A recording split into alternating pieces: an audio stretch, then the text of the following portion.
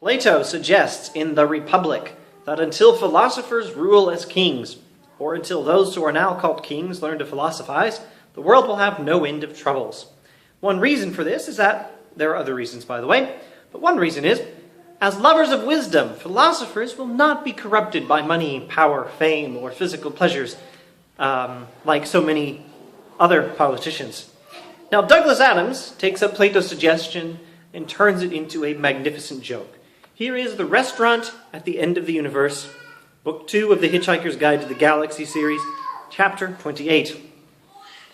The major problem, one of the major problems, for there are several, one of the many major problems with governing people is that of whom you get to do it, or rather of who manages to get people to let them do it to them. To summarize, it is a well-known fact that those people who most want to rule people are, ipso facto, those least suited to do it. To summarize the summary, anyone who is capable of getting themselves made president should on no account be allowed to do the job. To summarize the summary of the summary, people are a problem. And so this is the situation we find.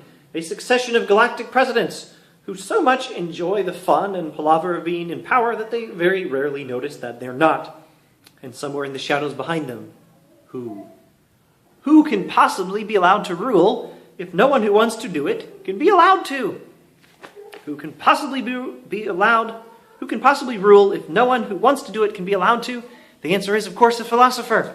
And the philosopher is the guy who rules the universe, and he is the worst possible of all philosophers. He is an absolute and total and complete and perfect skeptic.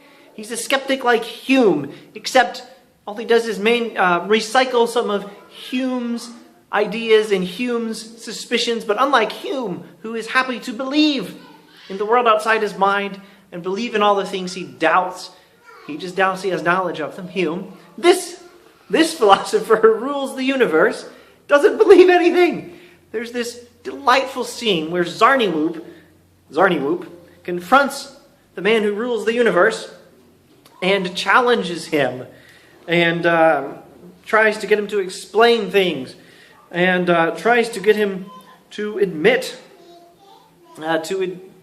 that the world outside his mind exists, admit that the universe which he is governing is real, because this guy who governs the universe won't admit the universe exists.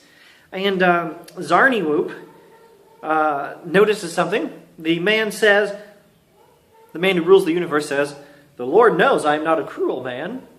And Zarniwoop says, "You see? You say the Lord. You mentioned the Lord. You must believe in God, right? So you must believe in something outside your mind." And the man who rules the universe says, "No, I don't believe in God. I'm talking about my cat. I call him the Lord." Zarniwoop tries to push this one little point forward. But you believe the cat exists. You know something outside your mind exists. Why not the rest of the universe? And the man who rules the universe replies, well, he doesn't actually believe that the cat exists. He says, "It merely pleases me to behave in a certain way to what appears to be a cat." And this is the guy who rules the universe. He is unwilling even to admit the existence of his cat. He has no belief in the world outside of his little cottage. He doesn't believe in the existence of the whole universe. He doesn't believe in the people who come to him asking him to make policy decisions about wars and economies. He is the most ridiculous skeptic. He thinks his cat is a bundle of sensory perceptions, and everything else is a bundle of sensory perceptions, a bundle of vague sensory perceptions. Pardon me, I think he's referring to himself. There's another one borrowed from Hume.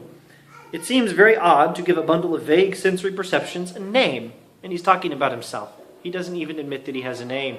He is the most absurd skeptic, Hume and beyond Hume. And this is the man who rules the universe, because until philosophers rule as kings of the universe, there will be no end of trouble. Well, here's the philosopher. Douglas Adams got to do it in his fiction.